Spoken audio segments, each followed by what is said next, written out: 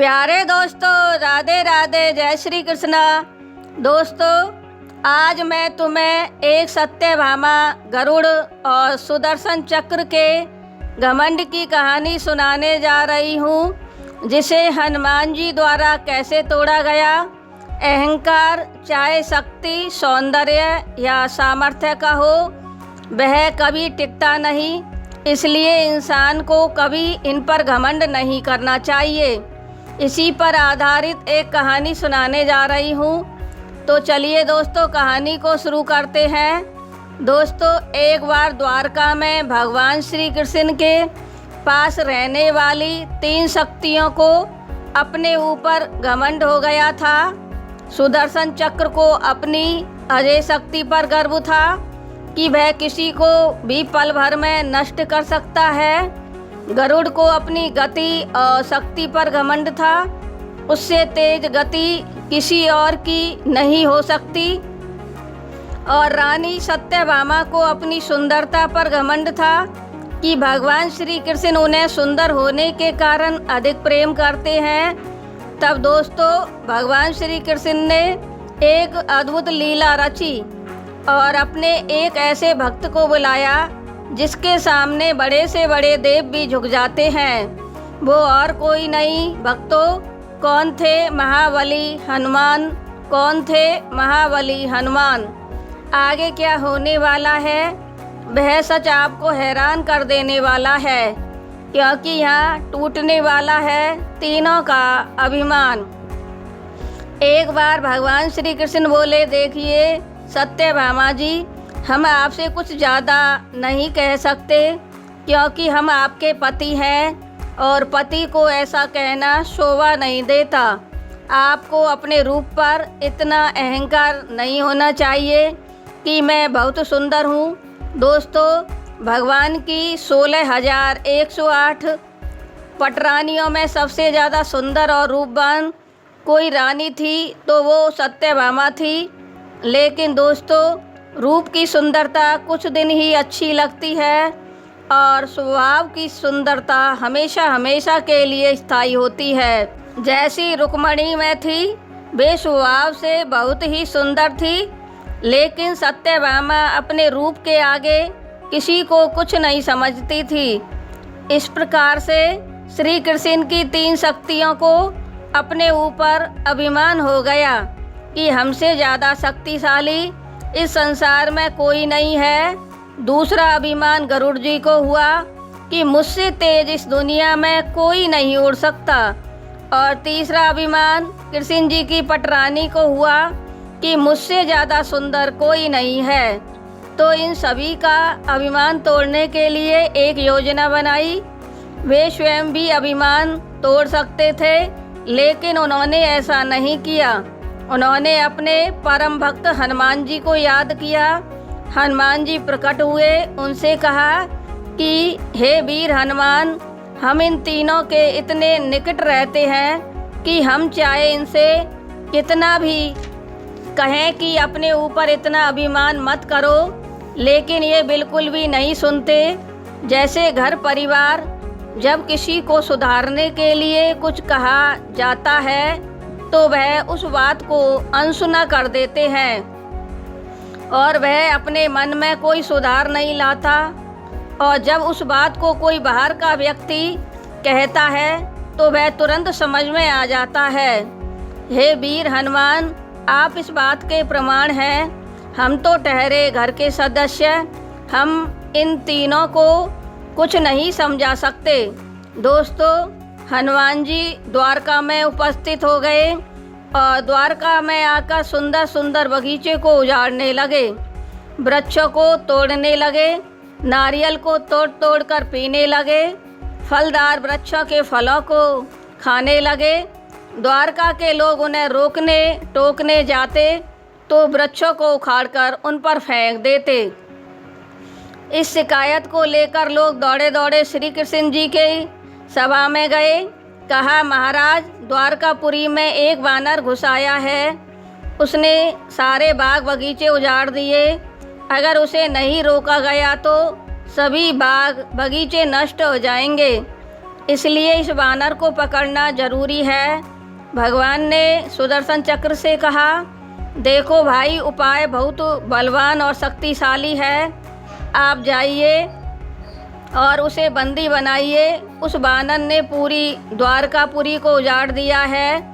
दोस्तों, सुदर्शन चक्र की शक्ति कम नहीं थी।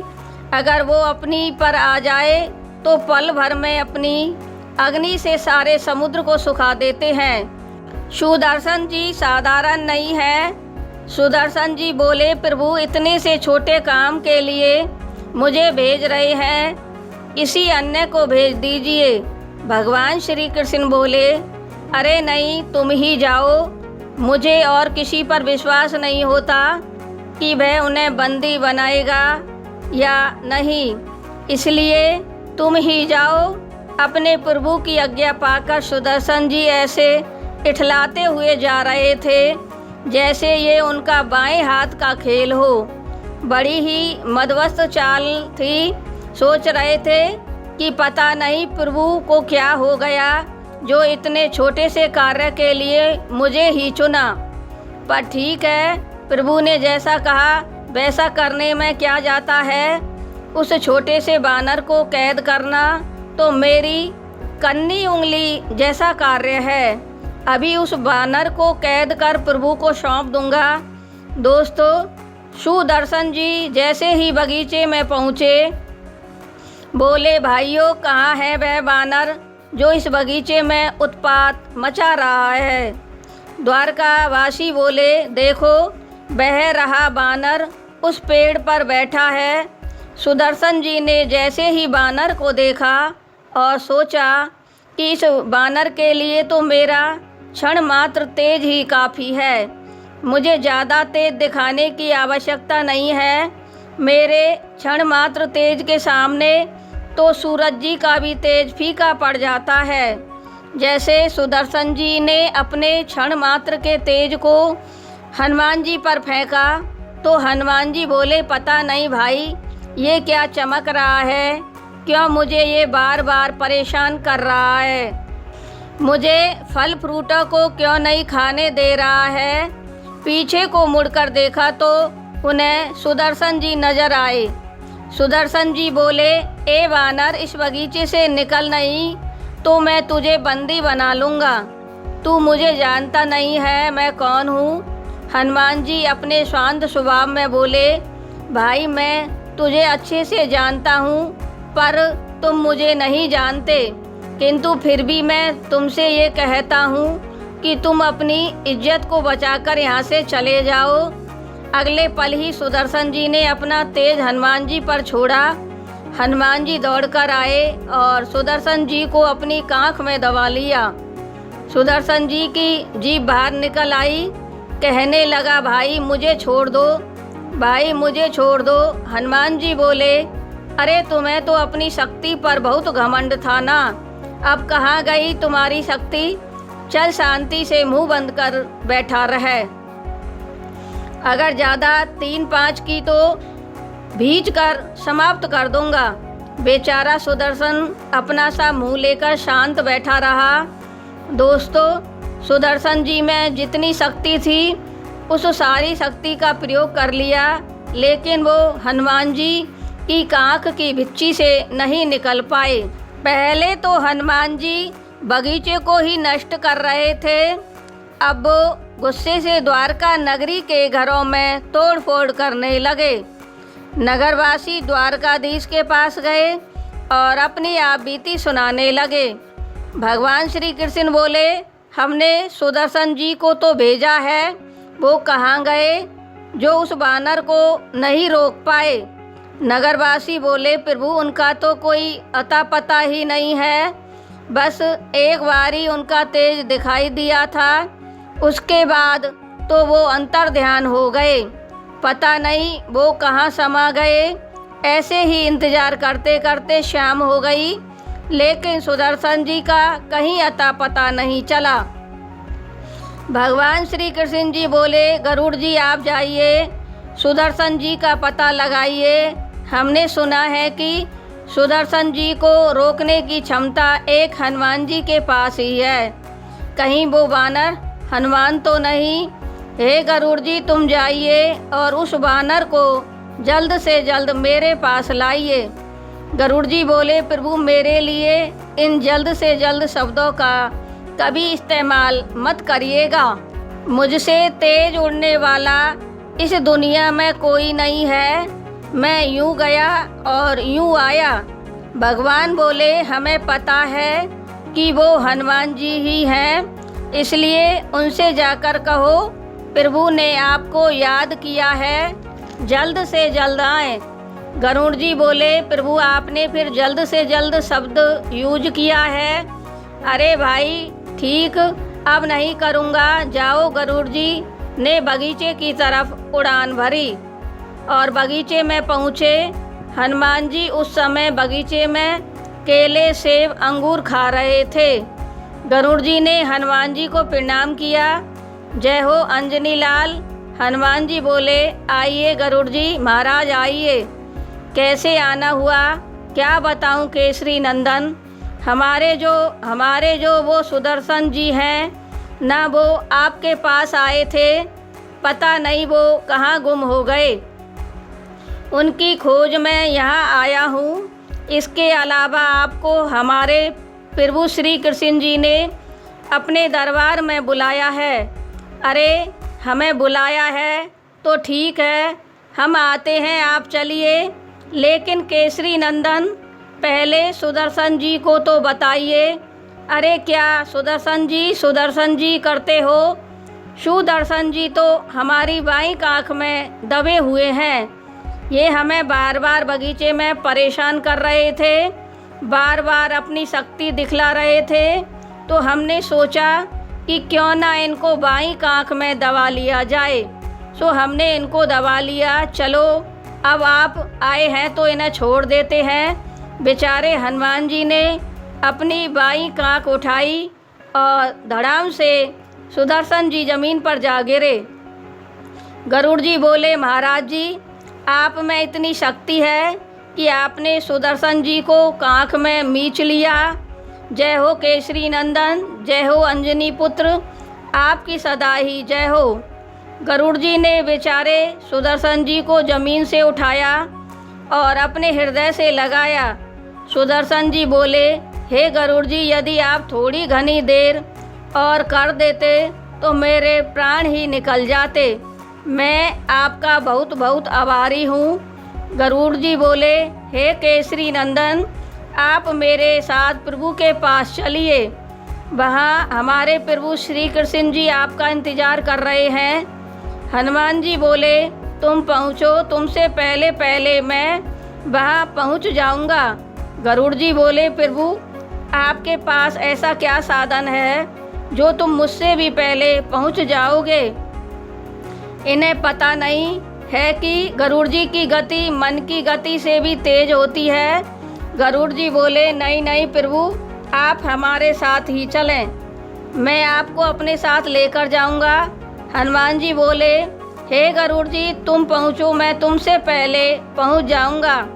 आप जाने कितनी देर में आएंगे, मैं तुम्हें तुरंत पहुँचा दूंगा। अरे नहीं गरुड़ जी, मैं तुमसे पहले पहुँच जाऊंगा, देख लेना। ठीक है। गरुड़ जी और सुदर्शन जी वहाँ से चले गए। तब तक हनुमान जी उस बगीचे में ही थे। गरुड़ जी जैसे ही भगवान श्री कृष्ण जी की सभा में पहुँचे तो वहाँ पहले से ही हनुमान जी श्री कृष्ण के चरणों में बैठे मिले। ऐसा देखकर गरुड़ जी को बहुत ही आश्चर्य हुआ और वो जान गए कि इनकी गति तो मेरी गति से भी तेज है और जो अपने ऊपर सारा घमंड था वो चकनाचूर हो गया। इस प्रकार से दोस्तों, हनुमान जी ने पहला अभिमान तो सुदर्शन जी का तोड़ा, दूसरा अभिमान गरुड़ जी का और अब तीसरा घमंड तोड़ने जा रहे हैं सत्यभामा का। तो दोस्तों, ये कहानी अभी यहीं समाप्त नहीं हुई है। दोस्तों, हनुमान जी जब से कृष्ण के पास आए हैं तब से उनकी आंखों में अश्रुधारा बही जा रही थी। भगवान श्री कृष्ण उनसे हृदय से लग जाने की कह रहे हैं, लेकिन हनुमान जी उनसे गले नहीं लग रहे हैं, रोए ही जा रहे हैं। भगवान कह रहे हैं कि हे हनुमान रोइए नहीं, मेरे हृदय से लग जाओ। हनुमान जी बोले, नहीं प्रभु, मैं तुमसे जब तक गले से नहीं लगूंगा, जब तक जानकी जी आपकी बगल में नहीं होगी। ये वचन मैंने उस समय लिया था जब आप और जानकी जी वन से लौट कर आई थी। मैं ना तो आपसे बोलूँगा ही और ना ही आपको प्रणाम करूँगा। भगवान श्री कृष्ण से बोले, ठीक है तो भाई, आपकी खुशी के लिए मैं जानकी जी का प्रबंध करता हूँ, तुम थोड़ी प्रतीक्षा करो, हम अभी आते हैं।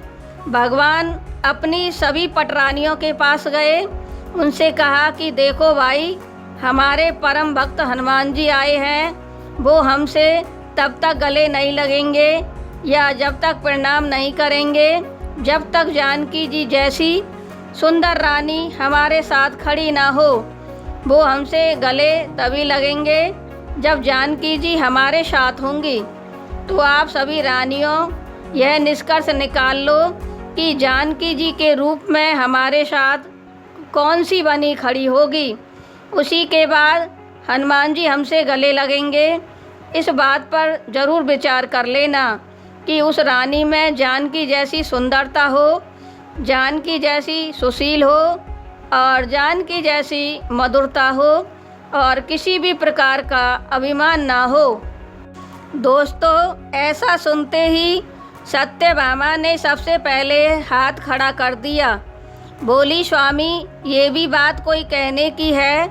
सारी द्वारकापुरी जानती है कि मुझसे ज़्यादा सुंदर इस संसार में कोई नहीं है और ये सभी रानियां भी जानती हैं। सभी रानियां को मुझसे कोई आपत्ति भी नहीं है। भगवान श्री कृष्ण बोले, ठीक है सत्यभामा जी, पधारो, हमारे साथ जो भी कह रही हैं ठीक है। सत्यभामा की बातों पर रुक्मणी जी मंद मंद मुस्कुरा रही थी, लेकिन भगवान श्री कृष्ण को तो सत्यभामा का घमंड तोड़ना था। भगवान बोले, वैसे तो सत्यभामा जी आप बहुत सुंदर हो, लेकिन आज आपने इस बात के लिए और भी श्रृंगार किया है और अपनी सुंदरता में 4 चांद लगा दिए हैं। इस प्रकार से द्वारकाधीश की बगल में परम सुंदर स्वरूप धारण करके सत्यभामा जी खड़ी हो गई। हनुमान जी ने अपने नेत्रों को खोला तो देखकर मुस्कुराने लगी। भगवान बोले, हनुमान जी को प्रणाम कर लीजिए। तब हनुमान जी बोले, प्रभु पहले जानकी जी तो लाओ, हम तभी तुम्हारी प्रणाम को लेंगे। भगवान बोले, हे हनुमान, ये बगल में जो खड़ी हैं वो जानकी जी ही तो हैं। अरे अरे नहीं प्रभु, ये जानकी जी कभी नहीं हो सकती, हमें तो ये बुरा ना मानना प्रभु, हमें तो ये दासियों से ज़्यादा कुछ नहीं लगती। हमारे प्रभु श्री राम कृष्ण रूप में बड़े दयालु हो गए हैं, जो अपने साथ में अपनी दासियों को भी खड़ा कर लेते हैं। इतना सुनते ही सत्यभामा का मुंह एक खिसियानी बिल्ली की तरह हो गया और उसका सारा घमंड चूर चूर हो गया। फिर भगवान से बोली, स्वामी, क्या आपके भक्त को मैं दासी जैसी लगती हूँ? इस प्रकार से सत्यभामा रोती हुई अपने कक्ष को चली गई। इसके बाद दोस्तों, भगवान ने माता रुक्मणी को बुलाया। रुक्मणी को देखते ही हनुमान जी उछल उछल कर नाचने और कूदने लगे और मदमस्त हो गए और रुक्मणी जी के चरणों में जाकर लिपट गए और दंडवत करने लगे। तब जाकर हनुमान जी ने भगवान को प्रणाम किया और उनके हृदय से जा लगे। इस प्रकार से श्री कृष्ण जी ने तीनों के मान को और अभिमान को हनुमान जी के द्वारा तुड़वाया और द्वारका नगरी में सिद्ध कराया और वहाँ सुदर्शन जी, गरुड़ जी और सत्यभामा की चर्चा जगह जगह होने लगी। दोस्तों, यह सत्य है कि सत्यभामा जी बहुत सुंदर थी, पर रुक्मणी में जो सौंदर्य था वह स्वभाव का सौंदर्य था। दोस्तों, रूप की सुंदरता को यदि भगवान स्वीकार करते तो पूतना भी बहुत सुंदर बनकर भगवान के पास आई थी। उन्होंने उस सुंदरता को कभी स्वीकार नहीं किया था। भगवान को हमेशा स्वभाव की ही सुंदरता सबसे ज़्यादा प्रिय है। भगवान को धोखाधड़ी, छल कपट वगैरह कतई पसंद नहीं है। आप बाहर से सुंदर हैं और भीतर से कपटी हो, यह प्रिय नहीं है। दोस्तों, भगवान ने कहा कि ईश्वर की सेवा करना, नाम जप करना, तिलक लगाना, साधु संतों जैसा भाव रखना, संतों की सेवा करना, ये ही सारे धन हैं। धन वो नहीं जो आप लोग इकट्ठा कर रहे हो, ये धन तो यहीं रह जाएगा, लेकिन नाम जप करना, साधु संत सेवा करना, ये धन तुम्हारे साथ जाएगा। तो भक्तों, ऐसा धन ही जीवन में इकट्ठा करना चाहिए। इस धन की लौकर है श्रीमद् भागवत गीता, जिसको जितना पढ़ोगे उतना ही धन इकट्ठा होता चला जाएगा। दोस्तों, मेरी यह वीडियो आपको कैसी लगी? पसंद आई हो तो चैनल को लाइक और सब्सक्राइब करें तथा वीडियो को अधिक से अधिक शेयर करें। बोलो राधे राधे, राधे राधे।